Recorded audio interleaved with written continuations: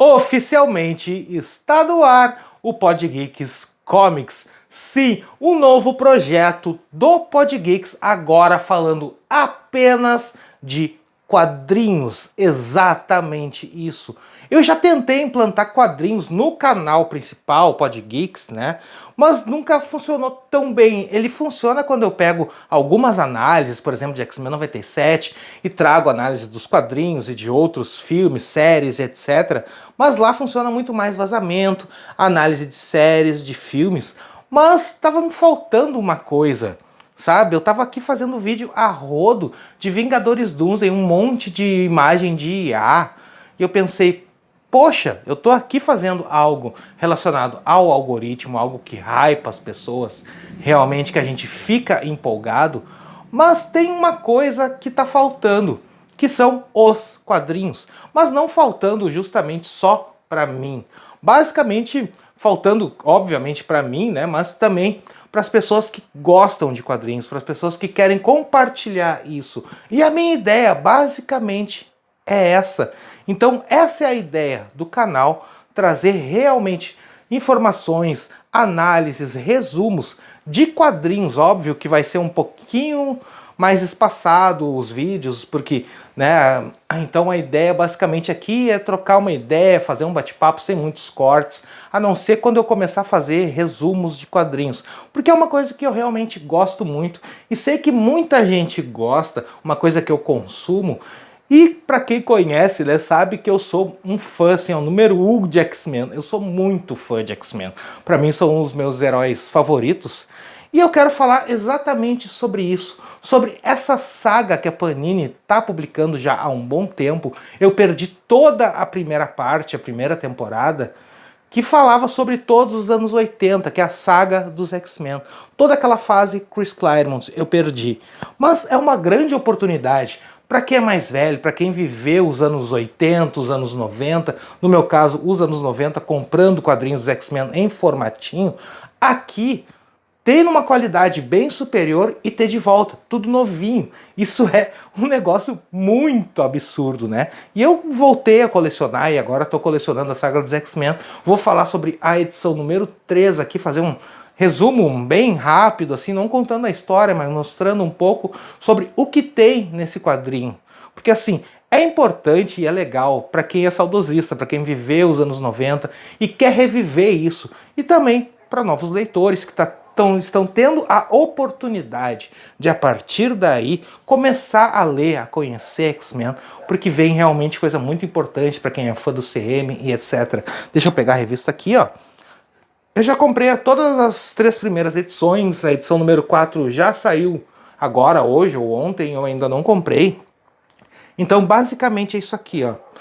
O que o pessoal fala que, né, é ruim, mas é bom. Eu não acho ruim, sinceramente, eu acho bom pra caramba. Obviamente aqui, nessa época, nesse quadrinho, a ideia é um pouquinho diferente.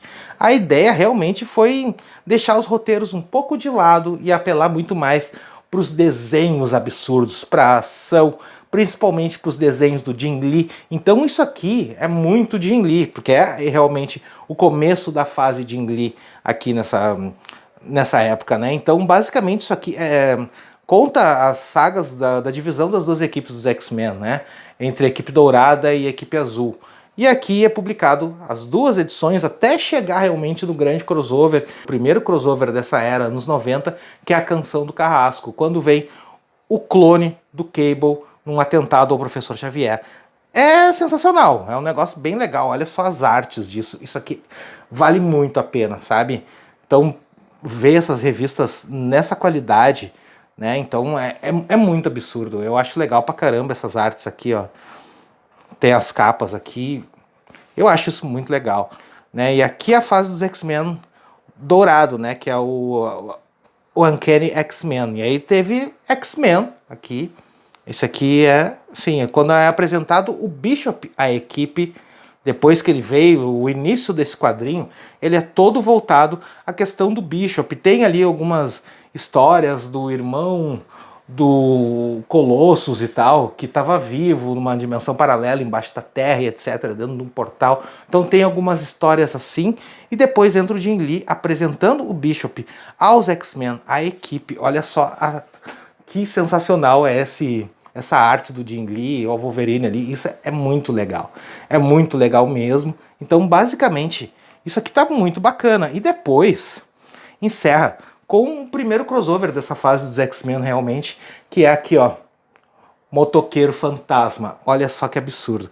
Isso aqui é muito legal, porque é esse crossover dessa nova equipe com o Motoqueiro Fantasma. A primeira história realmente com o Motoqueiro Fantasma ali, e isso é quando realmente chega a esposa do Gambit. Quando a esposa do Gambit chega, o bicho pega, né? Mas é que está acontecendo alguma coisa realmente muito grave em New Orleans, na terra do Bishop, com os dois clãs das duas famílias, e eles estavam sendo mortos, né? Então a ninhada estava por trás disso, aqueles alienígenas, é uma coisa meio jogada ali.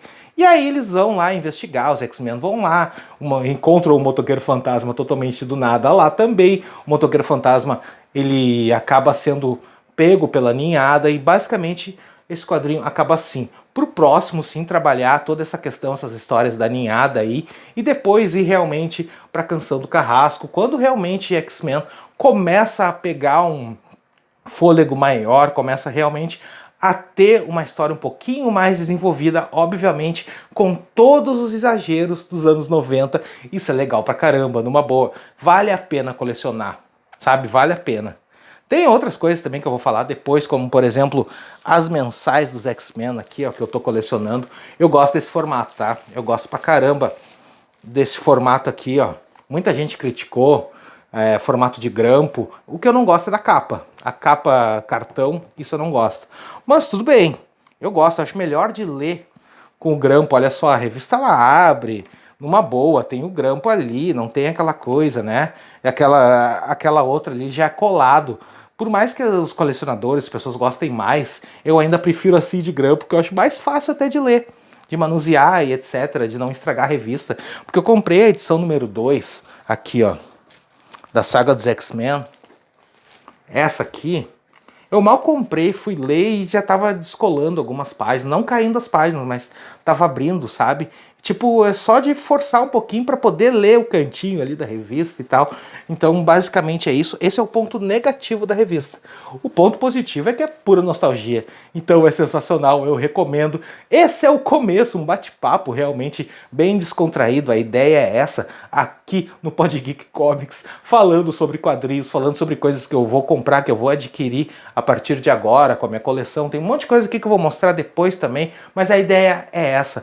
Mostrar realmente coisas sobre quadrinhos, a minha vivência sobre quadrinhos, não ficar só falando de filme, rumor e vazamento, como eu faço lá no outro canal. Esse é um canal mais livre, não tanto focado no algoritmo, e a ideia é essa. Espero que vocês tenham gostado, se inscrevam no canal, ativem o sininho para não perder absolutamente nada, nenhum detalhe. Tudo que vier aí de quadrinhos, de X-Men, vai ter muito X-Men nesse canal, vai ser basicamente focado em X-Men com Homem-Aranha, mas vou falar de outras coisas, vou falar de Superman, vou falar de DC também. Vamos torcer aí para que realmente isso funcione. Espero que tenham gostado. Até mais!